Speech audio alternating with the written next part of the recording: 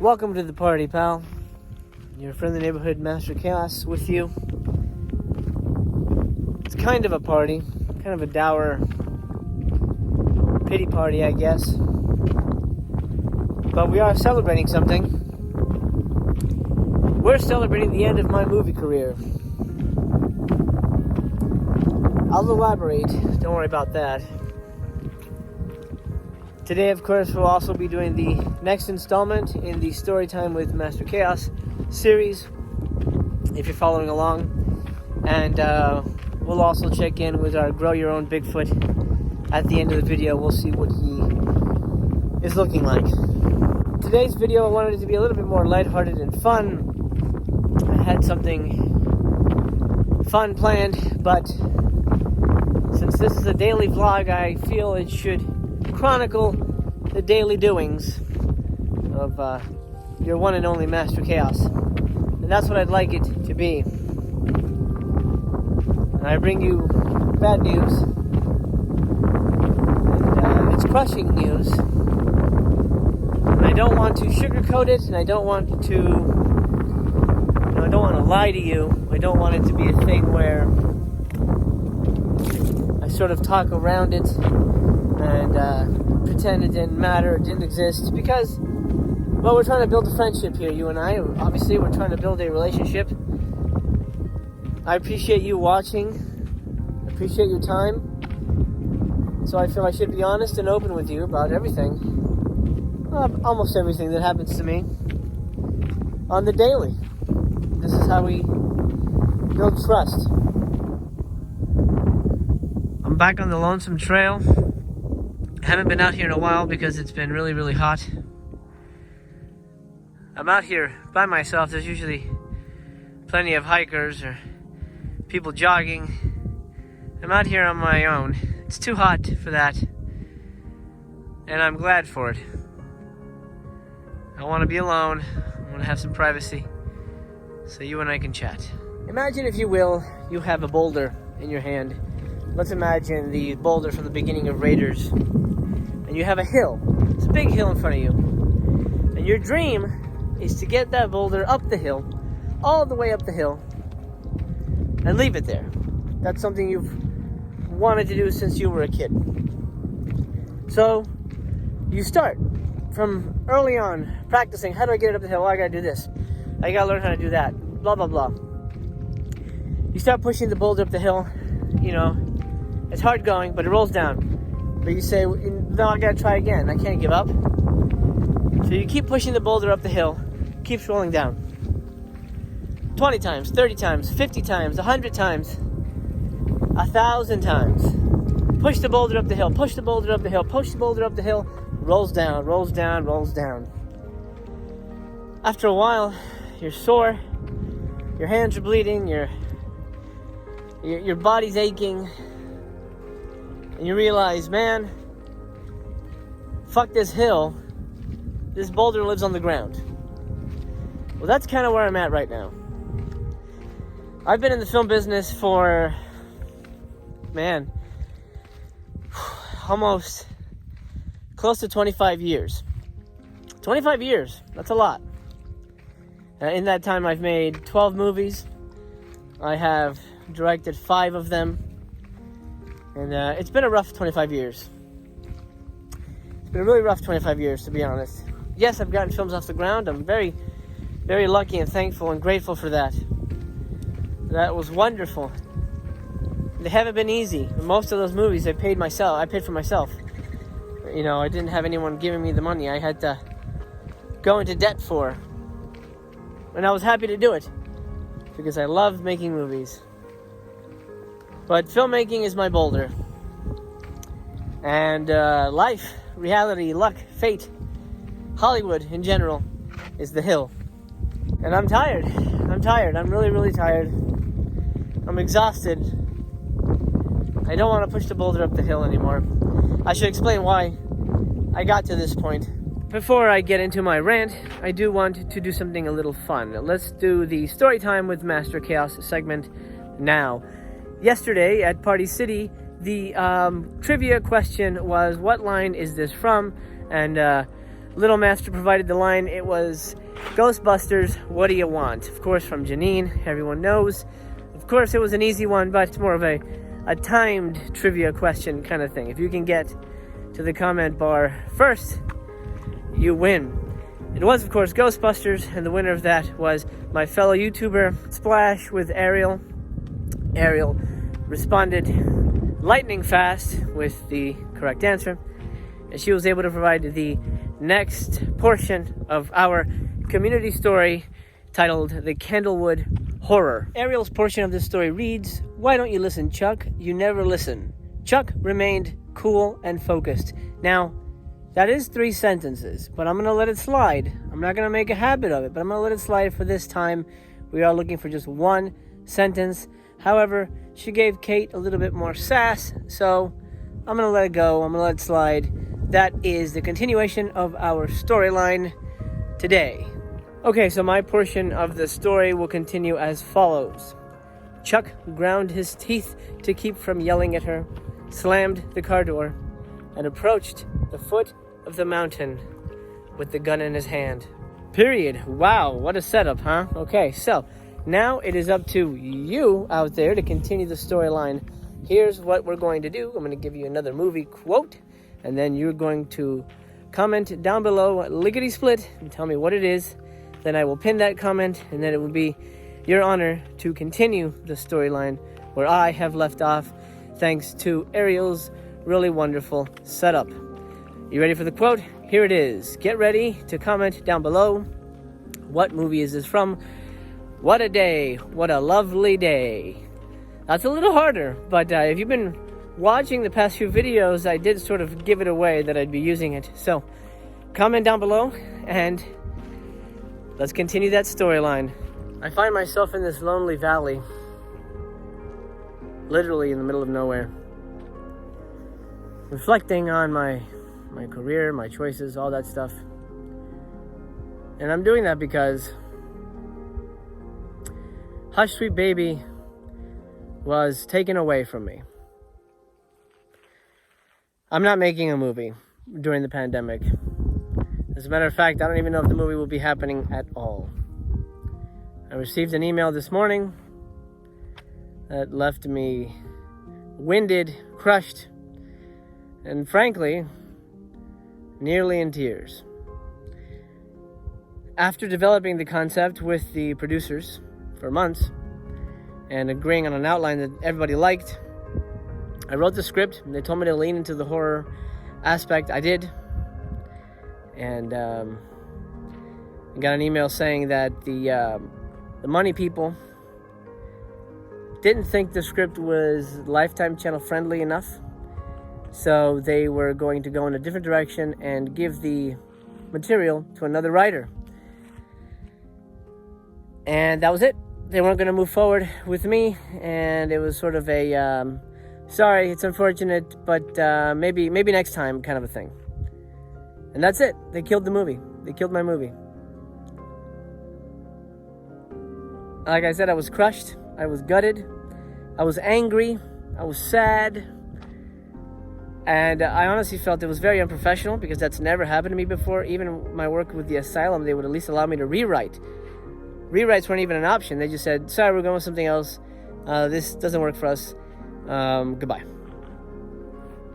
It's like being hired for a job. Let's say you get hired for a grocery store clerk. 4 days into it, they're like, okay, yeah, it's not working out, goodbye. Just being fired and not really having a clear reason as to why, or if there's any chance of improvement or warning, or not even like, hey, could you take out, 30% of sort of the action and blood or whatever, elements that they didn't like. I mean, not even getting a chance to fix it. I think that's what really hurts me, professionally and creatively, that it's just sort of gutted away.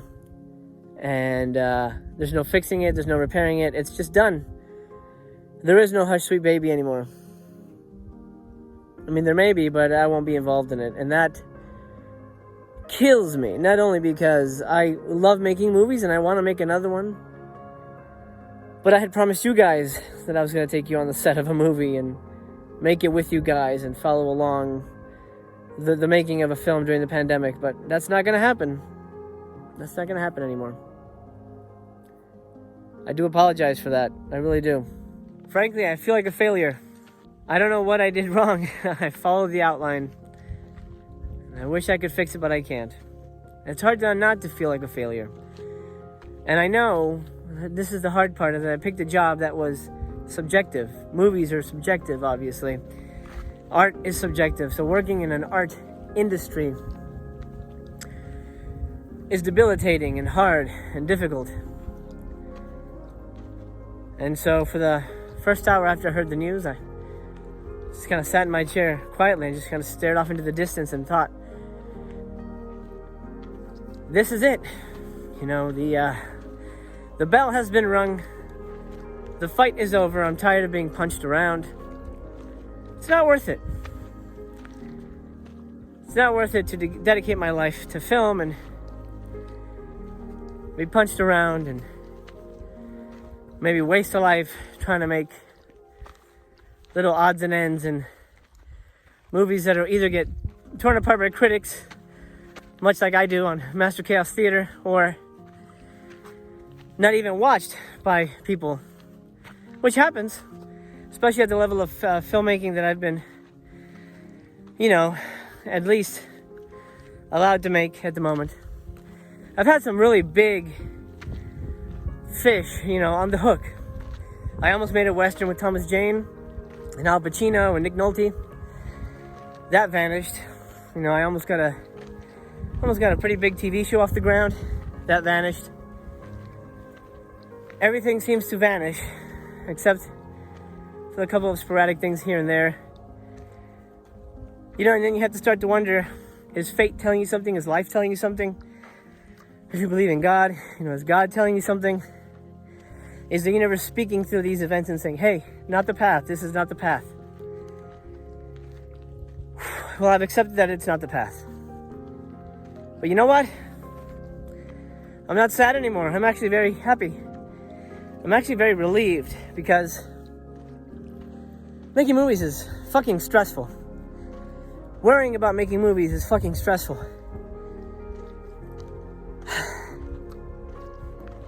I feel this is a moment of zen for me. A realization where I don't have to worry about that crap anymore.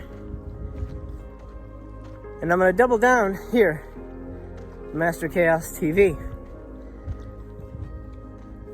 Because I'm really enjoying this. I'm really enjoying doing these videos, and so I'm not calling it quits here. I'm just calling it quits professionally in movies. Of course, they say never. But for now, I'm not going to be actively pursuing anything. And I feel fucking great. Probably doesn't sound like I do, but yeah, I've accepted it. Time to move on. And I think I'll be a better man for it too. Please understand that I don't give up lightly. This isn't just me hitting one hurdle and throwing it all in. Like I said, I've been at it for 25 years. And I've only directed 5 movies. And 3 of those are movies I paid for. So I've been through the ringer. I've written over 200 screenplays. And probably about 8 books. And as you can see the ratio there.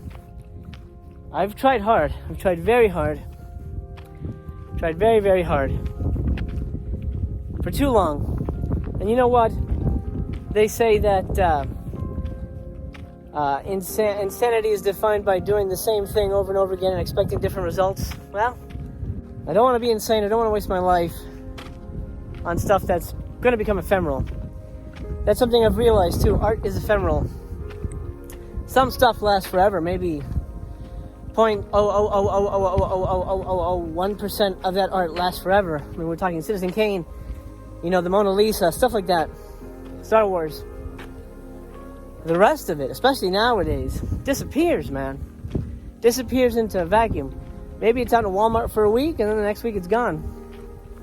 Maybe you can find it on eBay, but why would you be looking for it? That's the problem. Stuff becomes disposable. So I think focusing my energies on stuff that's not disposable, making connections with you, you know, leaving a document that, to me, this channel is a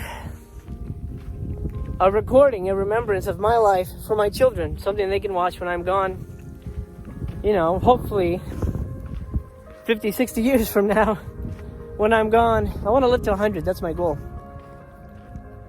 They can watch these videos and see their dad. And I don't want them to see a failure. I don't want them to see somebody beat down by life. I want them to see somebody happy and healthy and well. Somebody who loves life and loves sharing life with others. That's what this is. We all have a journey. We all have a path. Sometimes that path isn't clear. Sometimes we choose not to even play. Sometimes we play and we lose. That sucks. Life sucks. But if we find a couple of like-minded people like you and me, life is a little easier because we can share those moments together. Joys and triumphs and sorrows and failures and disappointments. That to me is important. That to me is what I want to focus my energies on. Funny enough, yesterday's video I said that I was kind of worried. The movie wasn't progressing. I hadn't heard anything from the producers. And this morning I do. So it's funny that I was right in sort of feeling that something was not, you know, kosher, or something was rotten in Denmark. I've been to this rodeo 10 dozen times, as I swing a lot. I swing for the fences a lot. And that brings a lot of failure with it. Of course, you can't hit a home run every time. And I've definitely had my share of not home runs. I guess I'm used to it, which is sad. I guess I'm used to failing to the point where I just realize, you know what? Why even bother? Why even bother? Do something else. Do something you can control. Do something that makes you happy. You know what? This makes me happy. You make me happy. You being there makes me happy. If you watch this to this point, thank you so much. I appreciate you being here. I sort of needed to get out of the house, clear my head, and talk it out. And you being there really helps me. I really appreciate that. I promise tomorrow won't be a dour episode. Tomorrow I'm going to have something fun planned. I don't know what that is right now. I guess that's going to do it from me, pal. Just wanted to share that news with you. I hope this video has found you happy, healthy, and well. I promise tomorrow I'll be in better spirits. But right now it's, you know, it sucks and it hurts to lose something so much, especially something you love and you care for. But at the end of the day, the world's going through so much shit and turmoil. There's so many other people in worse places than I am that it's almost not worth talking about. But only because I had made such a big deal about it, I wanted to make sure that that was cleared up, that the powers that be have taken my movie away and there won't be a Hush Sweet Baby. Saying it out loud crushes me. Anyway, my friend, before we depart, let's check in on Bigfoot and see how our little guy is growing along. He's filling up almost the entire bottom of this container, and I do expect him to get bigger and bigger, and eventually he will fill up this container according to the packaging. So we'll keep our eye on him and check in with him tomorrow. Well, bud, I'm not sure that you enjoyed today's video, but I do appreciate you watching. I do have some fun stuff coming up, though. I'm going to be doing the Taste of Knott's, which is a sort of a tasting event happening at Knott's Berry Farm, and you'll be watching that on Sunday, I believe. That's going to be fun. We'll get to finally go into a theme park for the first time in forever and try some yummy food. That'll be a good time. I also just booked my ticket for the LA Haunted Hayride Drive-In Haunted House. This is a new event that has just sprung up, and I grabbed tickets for me, my wife, and my kids, and that'll be happening October 3rd is when we're going, so October 4th is when you're going to see that video where we experience a drive-through haunted house. I'm very excited. This is definitely breaking new ground, and I cannot wait to report on that for you guys. Well, my friend, I'm going to drown my sorrows in a bottle of really expensive scotch. eat some ice cream. I'm gonna essentially just take a cheat day, meal-wise, and maybe watch some Bill and Ted and get ready for Bill and Ted 3. So, let me do that. I'm gonna bid you adieu right now. I wish you a very pleasant good day, good evening, or good night, wherever you are. And I remain to be continued.